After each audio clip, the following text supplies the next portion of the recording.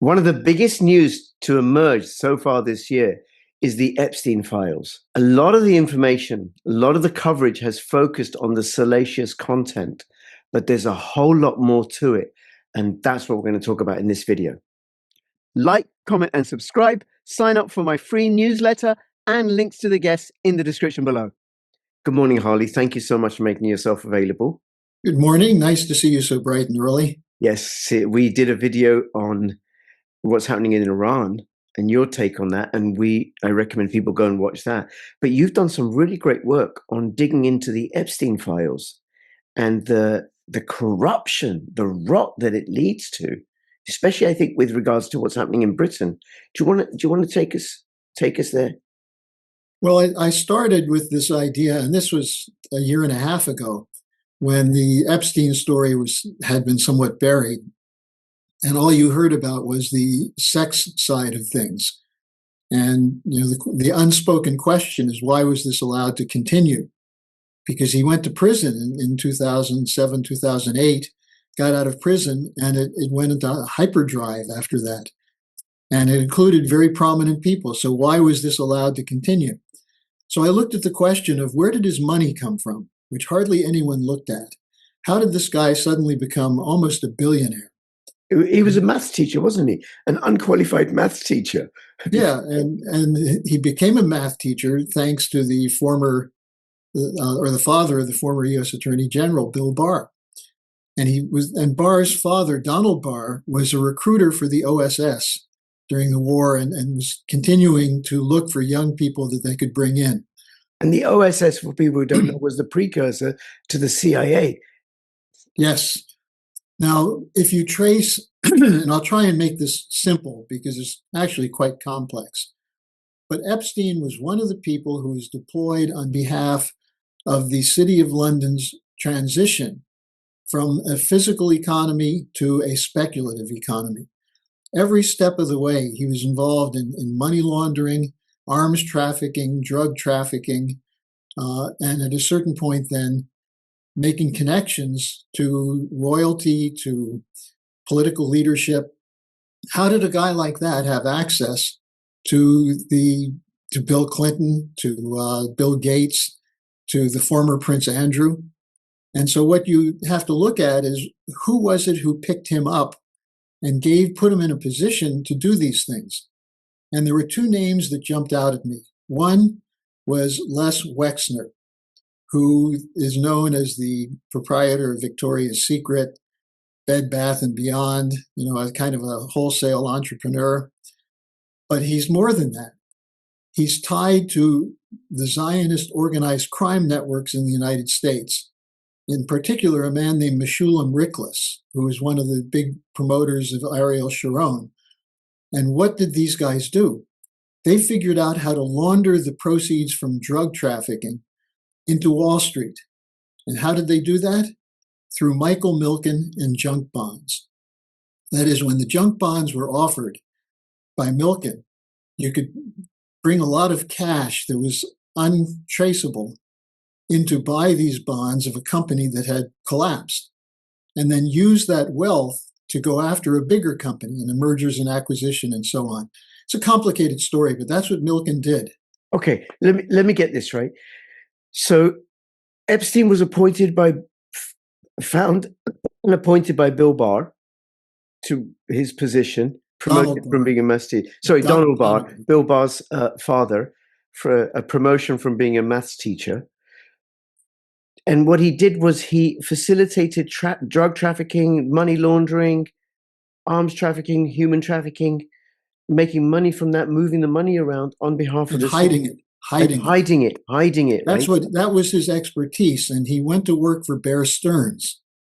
And Bear Stearns has always had a seamy underside. Okay. And buying these junk bonds. So junk bonds are bonds that really are worthless. You can buy a share of my garden shed, Harley, and I'll give you a 10% return on whatever money accrues from my garden shed in 5 years' time, right? That would be a junk bond. See, this is part of the financialization process that came out after 1971, when we moved away from a reserve to the currency, that is gold, to nothing.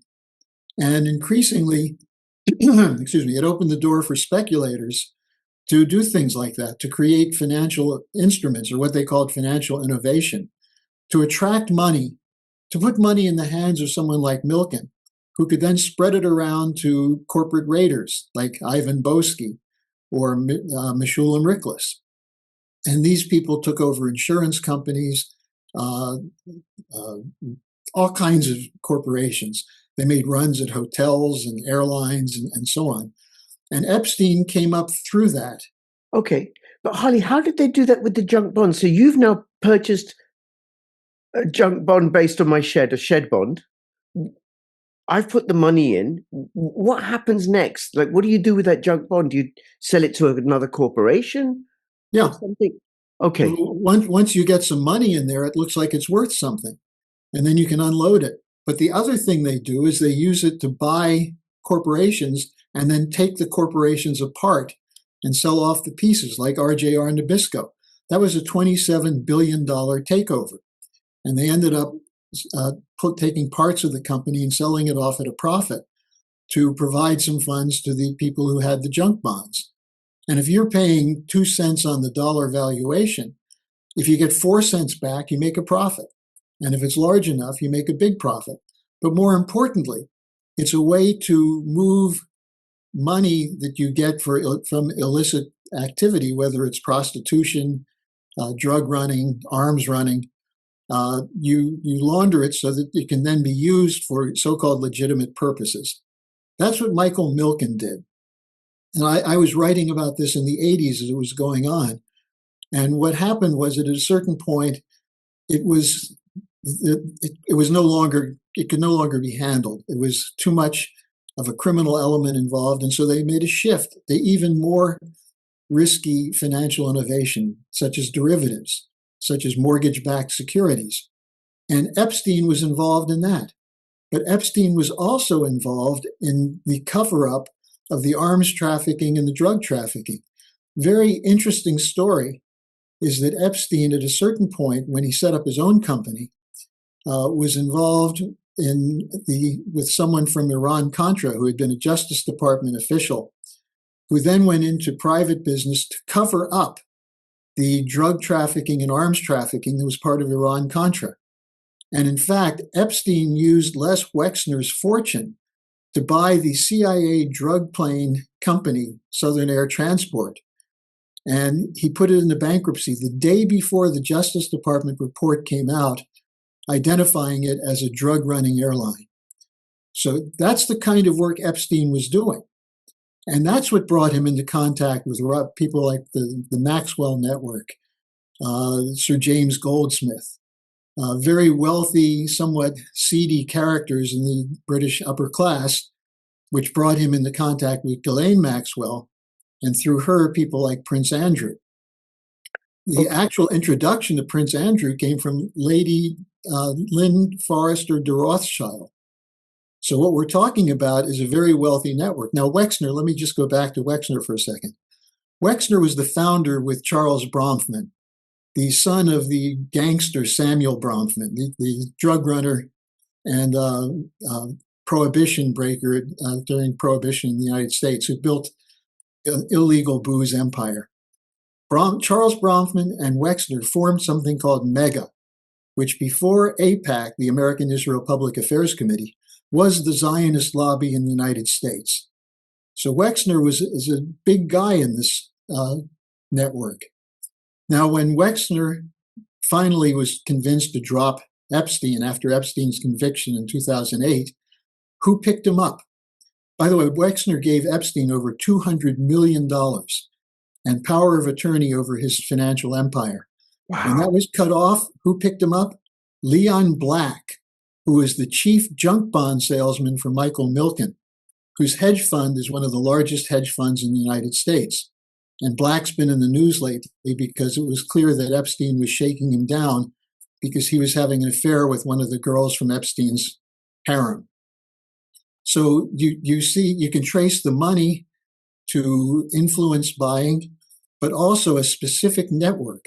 The Zionist mafia which also went from being organized crime to being so-called respectable businesses.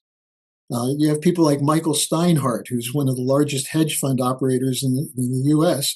His father was Red Steinhardt, who was the jewelry fence for Meyer Lansky. So if you peel the onion here, you find organized crime networks that were legitimized through the financial operations they carried out. And that's who Epstein was working for. That's who he was making connections for. Then he went from that to the next level, which is where we find him toward the end of his life, artificial intelligence, the tech sector, and working with people like Ehud Barak, the former prime minister of Israel, in selling various forms of surveillance technology, military technology, and so on. So if you unravel, and by the way, that's why Andrew Mountbatten is in trouble, because he was involved in passing on government contract secrets to Epstein that enabled the people Epstein was working with to have uncompetitive bidding going on in the United Kingdom. And also part of that was Lord Peter Mandelson.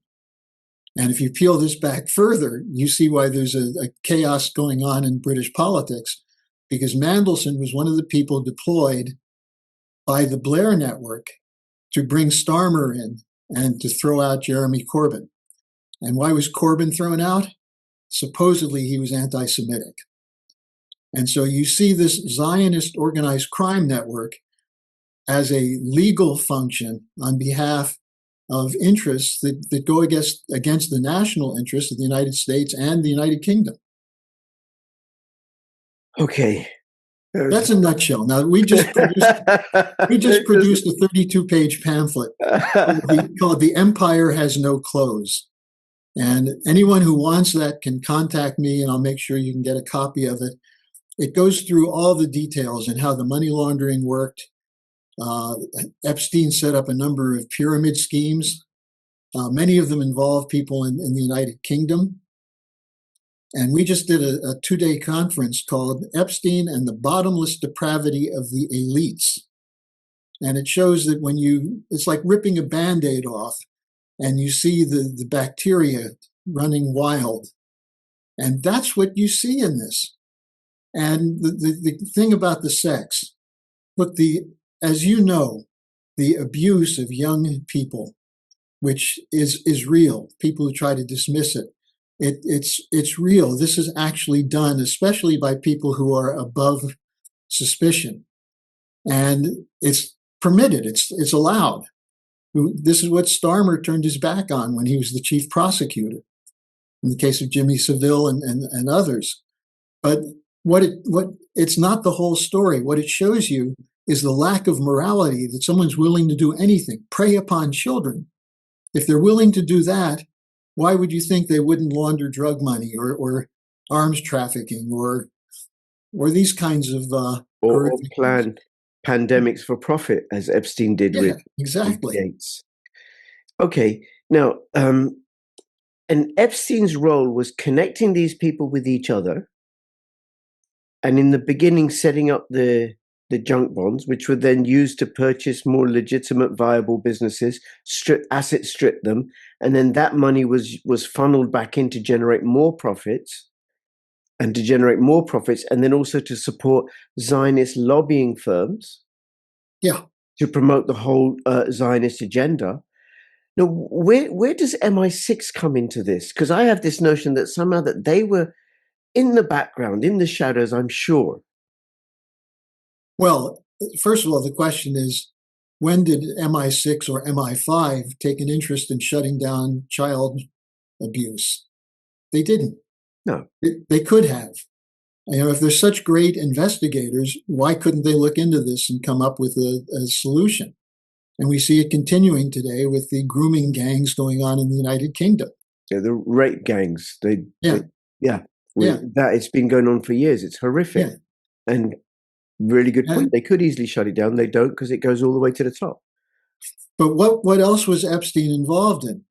Well, what people don't know about Andrew Mountbatten is that he was essentially a salesman for British arms traffickers. And he worked with people like Sir Douglas Leese. Douglas Leese was one of the leading arms traffickers in Britain. He became Sir because of his work. He found Epstein in 1981 and brought Epstein into the arms trafficking. Part of the arms trafficking was something called Al Yamama, which was a very famous deal in the 80s. Excuse me, Harley, for interrupting you. There's arms sales, done by Boeing and Raytheon and everything. There, these trade fairs and sell their arms. You're talking about trafficking, which is something different because it's in the black market. Well, it's in the black market. The Al Yamama was a $40 billion deal, which included British aerospace, and it was to the Saudis. And it was a backroom, quiet deal that Prince Andrew was involved in helping to broker for Sir Douglas Leese. And Epstein went to work for Sir Douglas Leese. And that's how he found his way into these kinds of dark trafficking operations. Now, this is, and the same thing, what was Iran-Contra?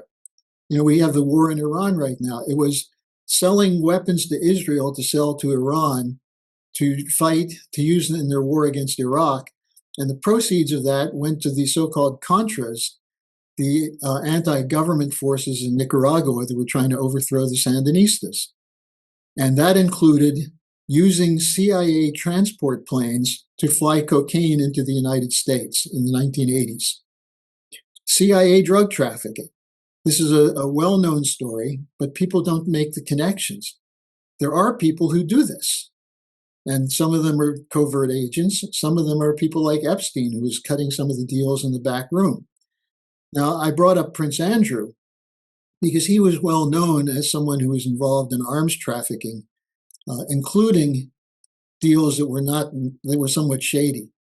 But at the same time, when King Charles was Prince Charles, I think it was in 2010, he was involved in $12 billion worth of arms deals to governments in the Arab world that were trying to combat the Arab Spring. And so here's where you see the British intelligence side. The Arab Spring was launched by the Mossad with MI6 and the CIA to overthrow governments that were hostile to Israel. And it mostly failed. But then they went to those same governments and sold them arms to suppress the uprising. And that's what we're dealing Harley, with. As a businessman yourself, it's always good business sense to make money on both sides of the trade. Well, and I think people will recognize this as a mafia shakedown tactic. You go into a neighborhood and you say, do you need insurance? And they say no. And they say, well, what if someone comes and breaks your window? No, I'm not worried about that. Bam, they break the window and then sell an insurance policy. This is a practice that's gone down, I would say, from the intelligence agencies to the street, or maybe from the street into the intelligence agencies, sometimes called a false flag. Yes.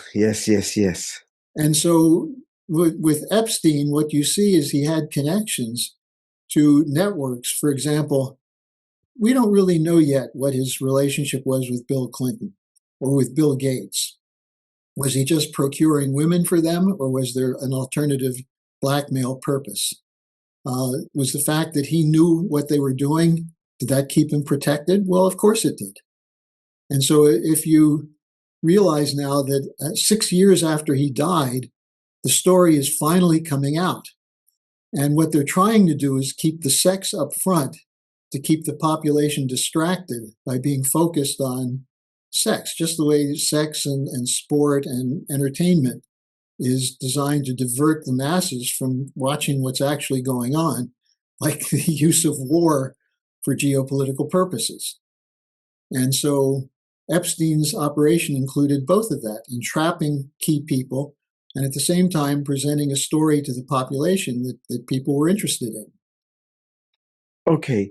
Now, I was going to ask about the Clinton and the Clinton Foundation, the connections there, because Epstein and Clinton, they flew together to Africa, ostensibly to do good as a philanthropic venture, as a front for something far more nefarious.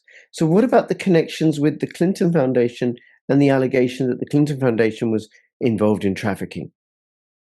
Well, I think that's still to be investigated. And I think people should not dismiss it as a possibility. But let me give you a parallel operation. Tony Blair and the Blair Foundation, the Blair International Governance Institute. He just received $350 million from Larry Ellison of Oracle. And Ellison doesn't give money away out of charity. This is designed to deploy forces inside Africa to oppose the sovereignty movement in African nations. Now, here's an interesting connection. Tony Blair is quite close with Michael Milken and appears every year at the Milken Institute. Milken has an institute that does the same kind of thing. It parades as an institute concerned with international health care. And we know what that represents. It's the corporate pharmaceutical cartels. So you have these do-gooders, Clinton, Blair, Milken, supposedly do-gooders, who are using hundreds of millions, billions of dollars to set up operations to undermine sovereign governments. And that's part of what Epstein was involved in. And that's why he was working with Ehud Barak. That's why he was working with an emir from Doha, the guy from the deep water port there. He was there to subvert people of influence to the track that kept them under the influence of British intelligence and CIA intelligence and the Mossad. Okay. And then are there any governments in Africa or elsewhere that are awake to what the Blair Foundation are doing and have kicked them out or are trying to kick them out? Well, I'm pretty sure that Burkina Faso, Niger, certainly Nigeria is aware of this. South Africa is aware of this. Namibia. There are people in governments who recognize that this is not being done for the good and well-being of the African people. The problem is that some of these governments are either so poor that they can't do things for themselves and they're dependent on handouts from international pharmaceutical industry and so on, or they're subject to insurgencies. And the insurgencies are often funded, as in the case we see in so-called French West Africa. The French were involved in promoting Boko Haram and other Islamist organizations, just as the CIA was involved in Al-Qaeda and ISIS.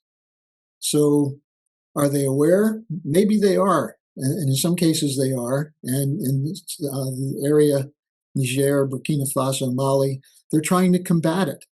And who's going to combat it? Well, they bring in the Wagner group from Russia. But the question really is, how long will we tolerate these kinds of operations, supposedly run by do-gooders?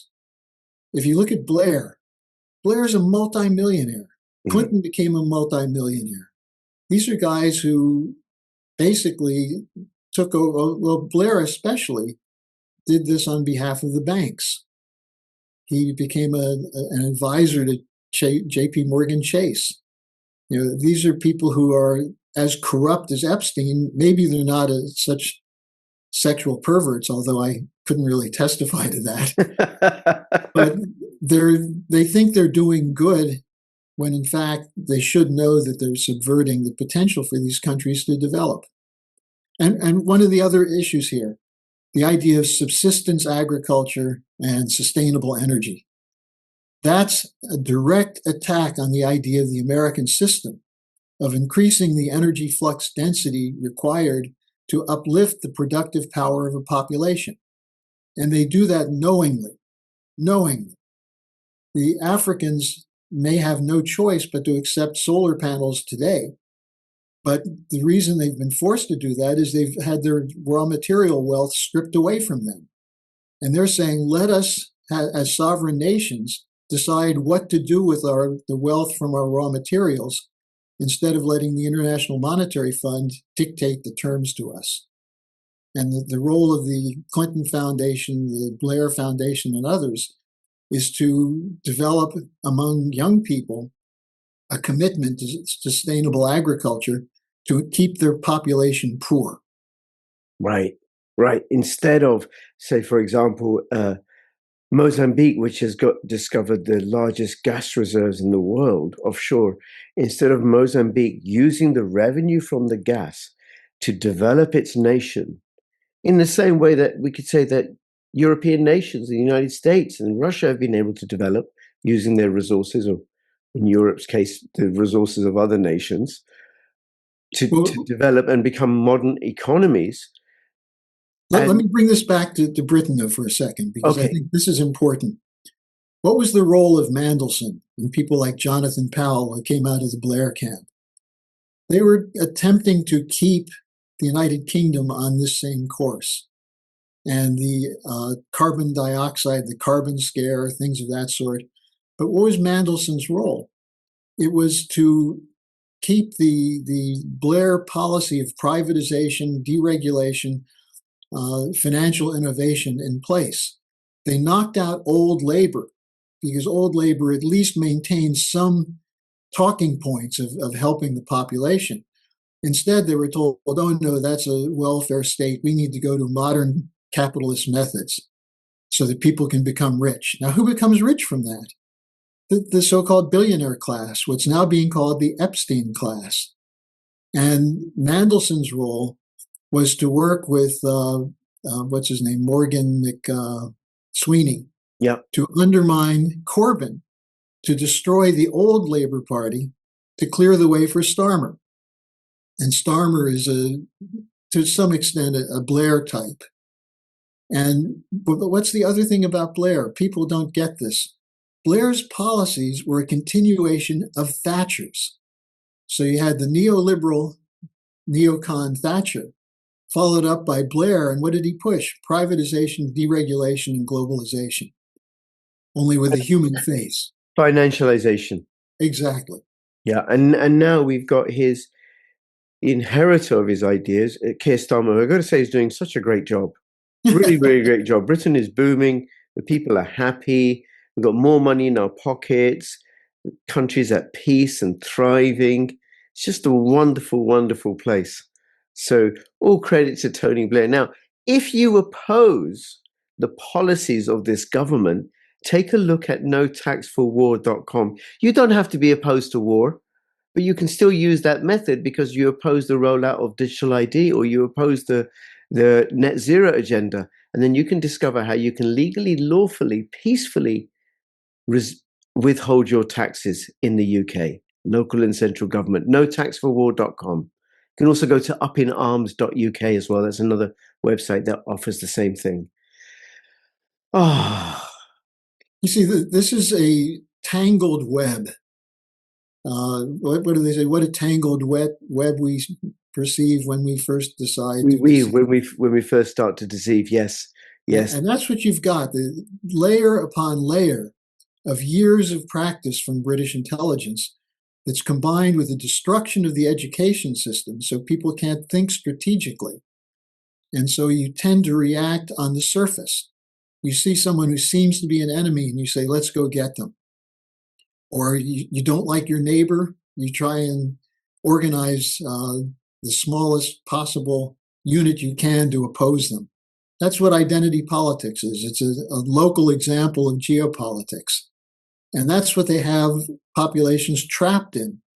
And that's the connection then. If you look at what Epstein's doing, and then you look at people like Larry Ellison, who's part of the Epstein network, Oracle, he just took over TikTok. They were going after Paramount.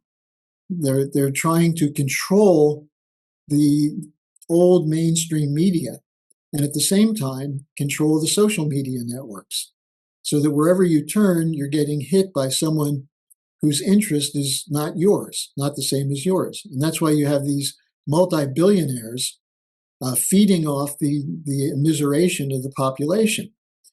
They don't care about inflation. It doesn't matter to them. If you have $300 billion to share or to live off, you don't care if there's inflation. Yeah. You don't care if the population is suffering.